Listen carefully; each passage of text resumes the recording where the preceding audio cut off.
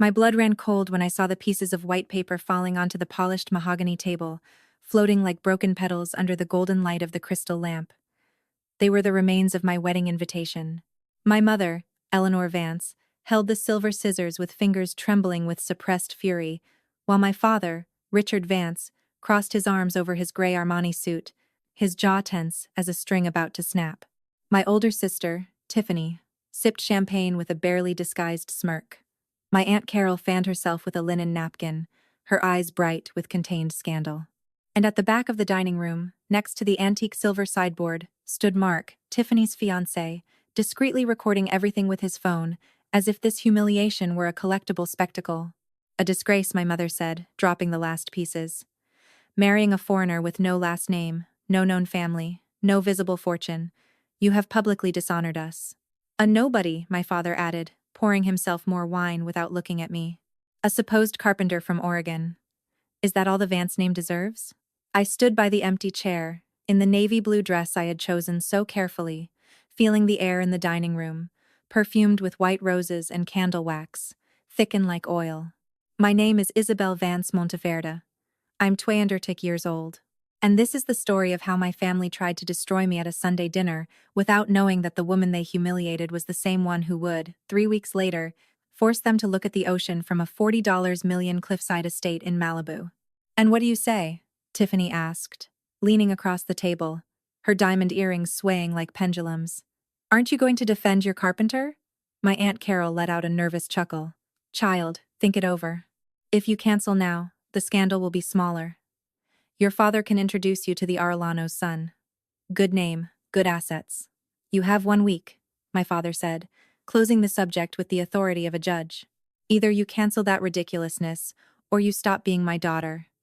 You won't go to that wedding with my blessing, nor with the family name, nor with a cent of your grandmother's trust. I took a deep breath. I looked at the pieces of the invitation. I observed their expectant faces, hungry for my tears, for my plea, for the scene they had rehearsed 1,000 times. Then I smiled faintly. I placed the folded napkin on the untouched plate and said calmly, Thank you for dinner, Mom. The official invitation will reach you by courier on Monday. I hope you attend. It's going to be an unforgettable night. And I walked out unhurriedly, my heels marking a measured rhythm on the marble of the foyer, feeling 5 pairs of eyes fixed on my back, confused, because the victim hadn't cried. What none of them knew, what I had known for 2 years, was that Daniel wasn't a carpenter. Well, he was, but only on weekends. For pleasure, in the reclaimed wood workshop he had kept as a hobby since he was 19. From Monday to Friday, Daniel Harrington was the founder and CEO of Harrington Coastal Holdings, a luxury real estate portfolio with properties in Malibu, Aspen, Positano, and the French Riviera. His grandfather had built half of Pacific Palisades in the 60s. His mother was the Dean Emeritus of one of California's most prestigious law schools. His personal fortune, according to the latest private valuation, exceeded $400 million. And I knew it since our 3rd date, when he confessed it to me with varnish-stained hands, apologizing for not having said it sooner, because he wanted to make sure I loved him, not his name. But I didn't tell my family anything, not a word. For 2 whole years, I let Daniel wear his old t-shirts to family dinners. I let him arrive in his 2008 Ford pickup truck. I let my father treat him condescendingly, while my mother asked him if he knew how to use silverware. I let them because I wanted to see them. I wanted to see them in their purest, most honest form, stripped of pretense. And I saw them, oh God, I saw them. 3 days after dinner, while my mother was telling the entire country club that her youngest daughter had lost her mind over a blue-collar worker, I made 3 calls. The first to my lawyer, Caroline Mendez, partner at Mendez and Ross. The second to a private investigator named Stephen Miller, whom I had hired 6 months earlier, and the third to Daniel, who answered from the workshop with the sound of a saw in the background. Are you ready, love? He asked me.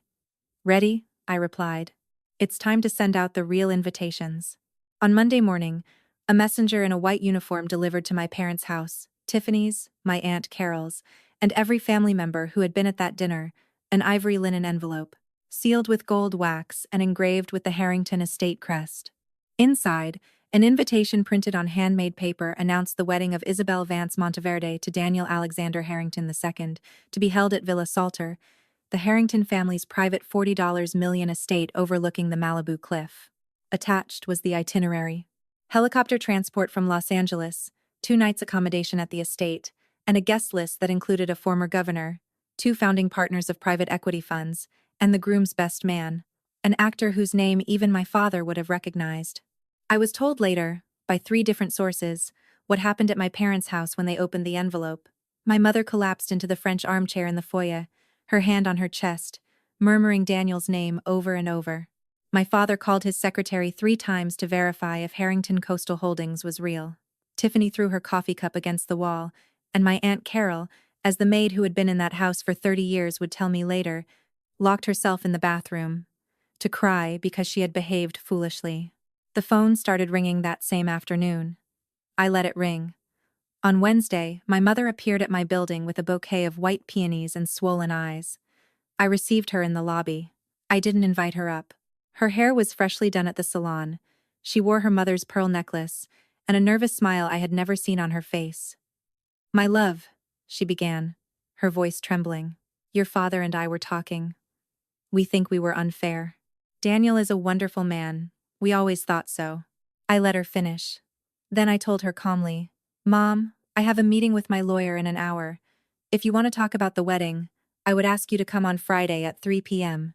to Mendez and Ross's office, 20th floor of the Blue Tower building. Bring Dad, Tiffany, and Aunt Carol. It's important that everyone is there." "A meeting with lawyers?" she asked, paling.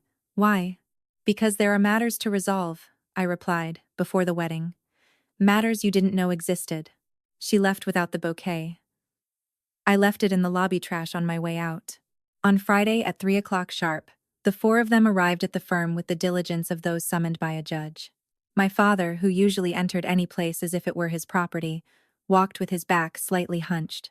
My mother wore dark glasses despite being indoors. Tiffany, who always arrived with her chin raised, looked at the floor, and my Aunt Carol clung to her purse as if it were a lifeline. The Mendez and Ross boardroom was dark walnut, with an oval table so polished that it reflected the pendant lamps like a black lake. Carolyn Mendez, my lawyer, waited for them standing, impeccable in a cream suit, with a leather folder on the table and an open laptop. Stephen Miller, the investigator, was seated to her right. I, at the other end of the table, poured water into crystal glasses, with slow, deliberate, almost ceremonial gestures. "Please take a seat," Caroline said with cold professionalism. "What I am going to present to you today is a series of findings that my client, Miss Vance Monteverde, has accumulated over the past 8 months. I recommend you listen carefully." My father frowned. "Isabel, what is this? I thought we were coming to talk about the wedding." "You came to talk about honesty, Dad," I said softly. "The honesty you demanded so much from Daniel." Caroline opened the first folder, sliding a stack of bank documents across the table. "Mr. Vance, these are statements from Mrs. Alice Monteverde's trust, Isabel's grandmother, which, according to the will, was to be transferred entirely to her when she turned 30. Isabel turned 32 years ago. The funds were never transferred. In fact, they were redirected to accounts in your name, your wife's name, and your eldest daughter, Tiffany's name." My father turned red. That's a family matter. A temporary reallocation of $2.7 million. Caroline interrupted. "Temporary, you say? We've had 2 years of temporary." My mother looked at my father with wide eyes. "Richard, you told me Isabel had renounced that money." My father did not answer. I took a slow sip of my water. Caroline pulled out the second folder. "Miss Tiffany Vance, these are photographs, text messages, and call records documenting an extramarital relationship between you and Mr. Jason Arellano, eldest son of the Arellano family. The same family with whose younger son your mother intended to betroth Isabel last week. Furthermore, this is an email sent by you to Mr. Arellano last month in which you propose, and I quote, 'Getting Isabel out of the way so Dad officially accepts my secret engagement to you, and we combine assets as planned.'" Tiffany slumped back in her chair as if her tendons had been cut. Mark, her official fiancé, was not in the room, but Caroline slid another folder. Mr. Mark has also been sent copies of these documents this morning. It can't be, Tiffany stammered. How did you get? Finally, Caroline continued, ignoring her, Mrs. Carol Vance Miller. My aunt flinched. We have banking evidence that you received monthly transfers of $15,000 for the past 18 months from your brother, Mr. Richard Vance's business account, in exchange for, according to the messages we have recovered, keeping the family aligned against any decision by Isabel that threatened the assets. My aunt covered her mouth with both hands. My mother turned to my father slowly, with a coldness I had never seen in her. You paid your sister to manipulate me? To manipulate my daughter? Eleanor, isn't that right? Yes, it is, Dad, I said calmly. And that's not the worst of it. I took out my own phone, placed it on the table, face up, and pressed play. My father's voice filled the room, recorded 3 months ago in his own office during a meeting with his partners. Don't worry. As soon as Isabel marries that idiot carpenter, I'll remove her from the company board for improper conduct. Tiffany will take her share. Everything will be back in order. The silence that followed was absolute. I let it settle over the table like a fog. Dad, I said very softly. What you thought was a disgraceful wedding was actually fraud. You were committing fraud against me, against the family business, against the memory of my grandmother. My father opened his mouth, closed it, opened it again. No sound came out. Caroline closed the laptop with a soft click. I present 2 paths, and only 2. Path 1, Miss Vance files criminal charges for misappropriation, conspiracy, and financial manipulation. The investigation will be public. Your names will appear in the newspapers. Path 2. You sign today, now, a comprehensive remediation agreement. The trust is restituted with interest. Tiffany is removed from the corporate board. The transfers to Mrs. Carol are dissolved, and the 4 of you sign a public apology letter that my client will archive, but will not publish, unless any of you interfere in her life again. Silence. One more thing, I added, standing up slowly. Mark already knows everything. He's the one who helped me these last 3 months. He gave me Tiffany's emails. He gave me the recordings. He and I have been working together since he confessed to me at Christmas dinner that he suspected her. I think he needed to hear that his instinct was right. Tiffany turned to me with her mouth open. Mark, never underestimate, I said calmly, the man whose heart you broke and who pretends not to notice. Next time, make sure he's not on the side of whoever you find most convenient to betray. All 4 of them signed, one by one, with Mendez and Ross pens on letterhead, while I watched them from the other end of the table with my hands crossed in my lap. When they finished, I walked towards the door. Before leaving, I stopped. I turned to my father, who had not lifted his head. Dad, I said, you taught me that a man is defined by his word and his honor. I hope you remember that lesson someday. And I left. 6 weeks later, I woke up in the master bedroom of Villa Salter, with white curtains gently billowing over the balcony, and the sound of the Pacific entering in golden lines over the linen sheets. Daniel slept beside me, his hand resting on my hip. Downstairs, on the travertine marble terrace, gardeners arranged the last arches of white roses and lisianthus for the ceremony. From the balcony, I could see the infinite, tranquil ocean and the cliff descending towards the waves like a fold of silk. I made myself coffee in the large kitchen, barefoot on the cold floor, and went out to the terrace to watch the sunrise. I thought of my parents, of Tiffany, of my aunt. I thought of how far away all that was. The Arellanos publicly broke Tiffany's engagement to their son when the emails were leaked, not by me.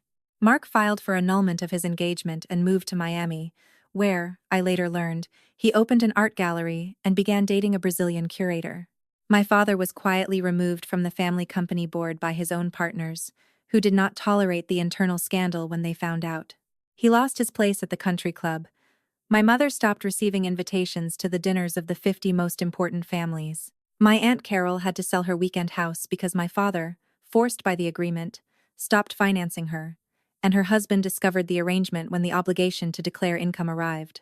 Tiffany, without an engagement, without a board position, without allies, moved to a rented apartment in another city and, according to gossip, started working as an assistant for a public relations agency. Messages came in waves from my mother. My love, I miss you. The family isn't the same without you. From Tiffany, I know I don't deserve a reply, but please. From my father, the briefest. I hope you are happy. I archived them all. I did not reply to any. 6 months later, Daniel and I founded a consultancy called Monteverde Advisory, dedicated to advising young women who suspected financial manipulation within their families or marriages. The idea was mine, born from everything I learned during those 2 years of silent investigation. Caroline Mendez joined as legal advisor, Stephen Miller as staff investigator. In the first year, we received 140 inquiries. One October evening, I was having dinner at a small Italian restaurant in Santa Monica with Mark, who had come from Miami for a gallery event. We toasted with glasses of Barolo over the white tablecloth. To those who dared to see, he said. To those who had the courage to speak, I said. He told me his Brazilian curator was good for him. I told him Daniel and I were thinking of having a child. Outside, the sky was tinged with orange, pink, and a deep blue that only exists on the Pacific coast at sunset. That night, walking back to the house with Daniel, barefoot on the warm sand and the lights of Malibu twinkling in the distance, I thought about who I was 3 years ago. A woman who sought approval, a daughter who measured her worth by her father's praise, a sister who remained silent so as not to inconvenience, and I thought about who I was now. A woman who had learned that true love does not ask permission, that dignity is not negotiated, and that sometimes the people who hurt us most are, unknowingly, the ones who push us to become who we were always meant to be. In silence, watching the moon's reflection on the sea, I thanked my father for teaching me the value of self-sufficiency when he tried to take it away. My mother for teaching me what kind of mother I don't want to be. Tiffany for teaching me to trust my instinct. My aunt for reminding me that blood does not guarantee loyalty. Without them, I never would have known what I was made of. Sometimes the best revenge is not about destroying those who humiliated you. It's about silently and patiently building the life they thought you didn't deserve, until the echo of their rejection becomes the soundtrack of your triumph. Because in the end, the best victory is not about making them pay. It's about becoming someone they can never reach again.